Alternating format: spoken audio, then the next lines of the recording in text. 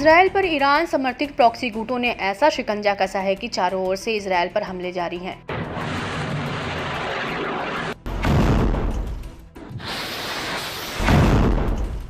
Gaza में Hamas लड़ाके तो Lebanon से हिजबुल्लाह समूह इजरायल के लिए जी का जंजाल बने हुए हैं। वहीं इराक का इस्लामिक प्रतिरोध भी इस मामले में पीछे नहीं है। लड़ाके इराकी सरजमी से इजरायल पर टारगेट कर रोजाना नए अभियान चला रहे हैं। एक बार फिर समूह ने इजरायली इलाकों को लक्ष्य बनाकर कई ठिकानों पर हमले का दावा किया है। इराकी प्रतिरोध गुटों ने बताया कि उसने सोमवार सुबह ड्रोन के एक स्क्वाड्रन के साथ कई अभियान चलाए। इसमें इजरायली इलाकों के अंदर घुसकर 3 महत्वपूर्ण लक्ष्यों को निशाना बनाया गया। हमले से जुड़ा एक वीडियो भी समूह ने पोस्ट किया है, जिसमें लड़ाकों को इजरायल की ओर हमला करते हुए दिखाया गया है। वीडियो में एक वीरान रेगिस्तान में 3 खतरनाक ड्रोन इजरायली दिशा में फायर होने के लिए तैनात दिख रहे हैं। इसके बाद लड़ाके एक के बाद एक ड्रोन को छोड़ते हुए दिखते हैं, जो फराटेदार स्पीड से इजरायल की ओर बढ़ते चले जा रहे हैं।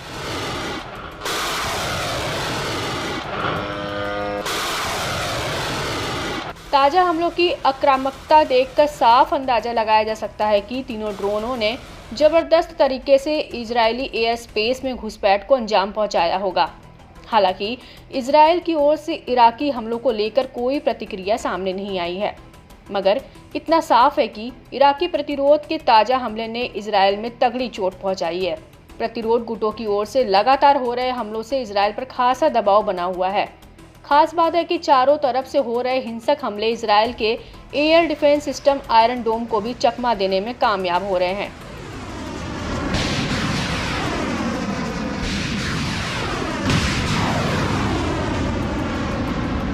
इस्लामिक प्रतिरोध ने कहा कि उसके अभियान फिलिस्तीनियों और लेबनानी लोगों के समर्थन में हैं।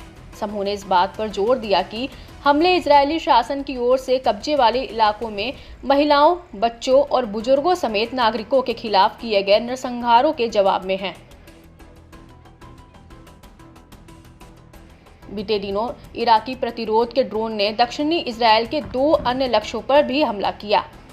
इसके अलावा इराकी प्रतिरोध ने बढ़ती तीव्रता के साथ अपने इजरायल विरोधी अभियानों को आगे बढ़ाने की कसम खाई है।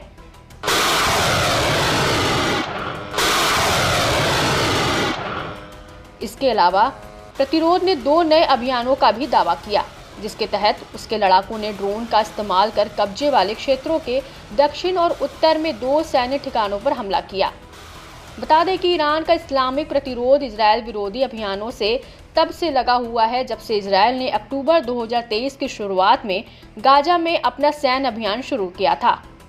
इराकी प्रतिरोध समूह ने इजरायल के अलावा इराक और सीरिया में अमेरिकी सैन्य ठिकानों को भी निशाना बनाया है।